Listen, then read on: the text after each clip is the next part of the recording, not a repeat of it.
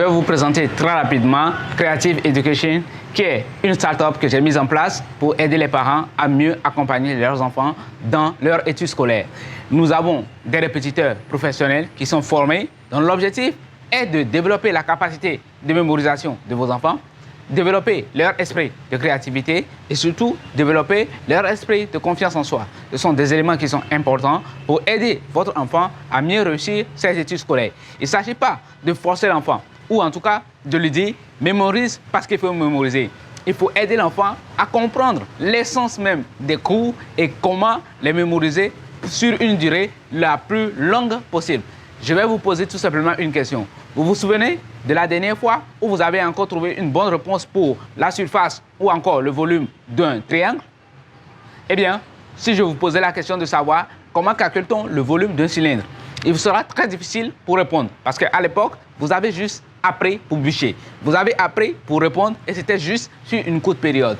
Alors que si vous aviez les techniques d'apprentissage, non seulement cela vous serait très facile de mémoriser les cours sur une longue durée, mais vous pouvez vous-même développer des astuces pour mieux comprendre très rapidement les leçons, quelle qu'en soit la matière, qu'il s'agisse du français ou de l'anglais, ou encore de la maths, de la physique, ou encore de la SVT, ou de l'histoire. Vous serez capable, en tout cas, si vous avez toutes les techniques pour mieux apprendre vos cours, vous serez capable, n'est-ce pas, de mieux vous en sortir et de ne pas avoir à bûcher les cours à chaque fois quand il y a des examens. Aujourd'hui, les enfants, beaucoup plus dépensent tellement d'énergie pour apprendre et bûcher, ce qui diminue, n'est-ce pas, la capacité de leur mémorisation et surtout qu'à côté, peut-être qu'ils ne mangent pas bien, peut-être que vous ne leur apportez pas les vitamines nécessaires alors qu'ils dépensent tellement d'énergie, ce que vous ne savez pas, quand vous faites un travail intellectuel, eh bien, vous dépensez beaucoup d'énergie.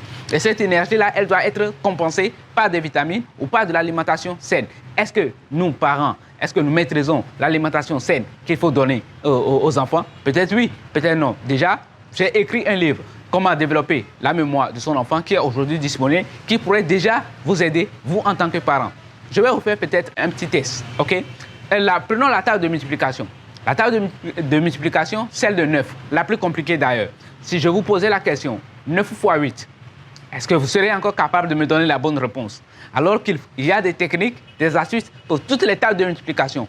En moins de 2 jours, je vous assure, votre enfant serait capable de maîtriser toutes les tables de multiplication. De la table de 0 à la table de 9.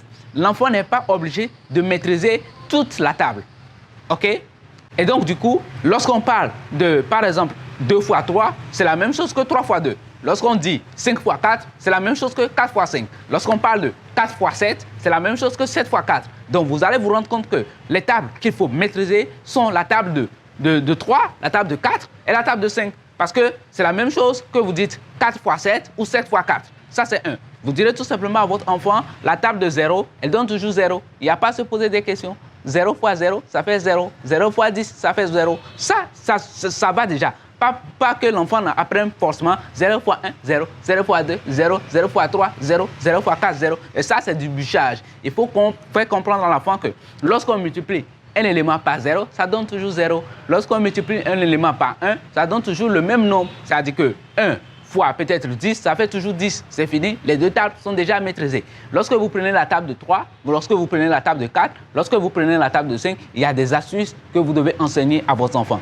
Et ça, les professeurs devaient peut-être, ou bien les maîtres devaient peut-être nous les expliquer. Mais peut-être, je ne sais pas pourquoi, ça n'a jamais été fait. Prenons la table de 9. Je vous l'ai fait un exemple. Pour calculer 9 fois un certain nombre, j'utilise seulement mes 10 doigts. OK? Donc, qu'est-ce que je fais? Quand je multiplie 9 par un nombre, je compte qu'il a du mal, n'est-ce pas, à poser des questions à l'école. Or, on sait que plus vous posez des questions, plus vous comprendrez mieux les cours. Et donc, l'enfant a peur, l'enfant n'a pas confiance en lui-même. Il se dit, les autres vont se moquer de moi. Parce que, tout simplement, si jamais je rate, eh bien, ils vont se moquer de moi. Et ça l'empêche de poser des questions alors qu'il n'a pas compris. Et donc, nous, notre métier n'est pas d'amener votre enfant à mieux réussir la maths, à mieux réussir la physique ou à mieux réussir la SVT, c'est d'accompagner l'enfant pour qu'il puisse développer lui-même ses capacités pour mieux comprendre tous ses cours et trouver par lui-même les résultats sans que forcément on ne le force. Et quand c'est comme ça, même si l'enfant oubliait tout, il serait capable de ressusciter les réponses qu'il a dans sa tête. Il serait capable de trouver lui-même les réponses parce que c'est lui-même qui les a développées en se basant sur les cours que le professeur lui a donnés. Donc, évitons de faire bûcher les enfants, de faire bûcher les cours aux enfants. Faites-nous appel, nous vous enverrons un spécialiste très bien formé qui aidera votre enfant tout simplement à réussir son parcours scolaire. Merci.